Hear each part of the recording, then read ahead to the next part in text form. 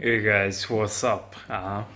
So today I just want to talk to you about Basil World, and to be honest with you, I haven't really even checked the the new releases of them all, but there are some things that you cannot ignore. That some things that are the biggest hits, and that's the Rolex new issues.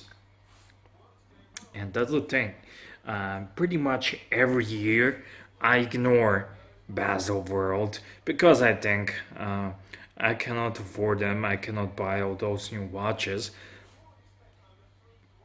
It could be kind of cool to check out all the new releases together, but since I do watch videos and whatnot, but there are lots of other watch channels you can check out, like Hodinkee and stuff like that. So I didn't really cover it. But this year, it's different because there are some new releases that really rocked, that sent a seismic shockwave across the world of horology and throughout the world of watches. So, first of all, there is a new Rolex GMT with Jubilee bracelet, and I think it's better. I like it more than a Batman. Batman, I don't like the blue, but on this one, I'm not the biggest fan of Jubilee bracelets, even though I love Jubilees. I have my Jubilee here and I think they're great, but somehow on that GMT Pepsi, I think I prefer Oyster. And one thing I love that watch. Last year I saw one in the wild with white gold version, and I fell in love with that watch. It's one of the coolest things I ever saw. Not, and I never have been a fan of that thing that you have to get all the greatest and latest stuff. But I think this steel GMT Pepsi with Jubilee is pretty awesome. It's pretty rad. So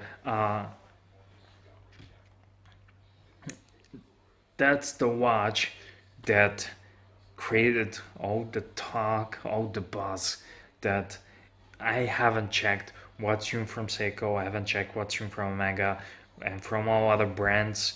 Uh, Another watch. Actually, I saw from Omega.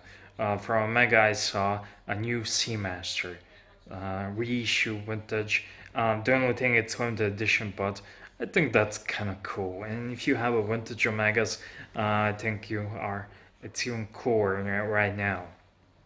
Of course, I would rather buy the vintage Seamaster than the new one, but it is what it is. Uh, Another watch that really sent a positive vibe is Tudor GMT Pepsi version, and I think it's a cool watch. I much prefer the Black Bay, normal Black Bay, but I think it sends a message, and the Rolex with the limited production, and they are trying to position themselves to be more exclusive, to go more into that Patek Philippe range or AP range, to produce less watches like Ferrari did. At one point, when Ferrari turned to update the production level of 3.5 k cars a year, they decided to down the production and to become more exclusive, because at that point everyone can have a Ferrari. There are just too many of them. So I think that's the same thing, and that's what Rolex does. They are limiting their production.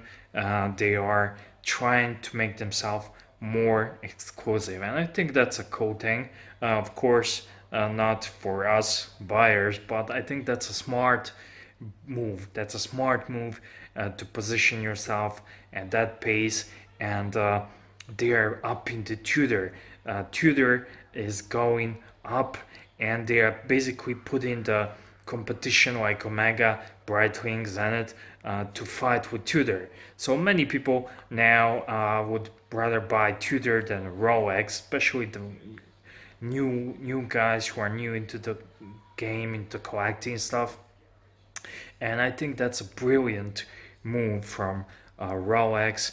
They are up in the Tudor game to fight with Omega, to fight with Breitling. And I saw the new Breitling. I'm not interested at all. But the new Tudor Pepsi, love it. So I think that's a smart move. At the end, um, it's not really the best for us guys who are watch guys, but from the business standpoint, I think that's an awesome move from Rolex, and I love the both of the issues. I think the Pepsi is coming back, and I think I should get myself Pepsi watch because I know I want to, but now I want a Pepsi watch. It doesn't have to be Rolex. And what Steinhardt did, Steinhardt did, they came up with their GMT on the Jubilee. I think it's just, it's shameless, shameless. But yeah, thank you for watching, guys. This is just a quick video on the whim. I'm not even using a camera, so I haven't shaking video. But I just want to talk to you a little bit about it, and I want to hear what do you think. Does Rolex is pulling up a Ferrari to make themselves more exclusive, and they're rolling in the B player, the Tudor, to fight with the competition.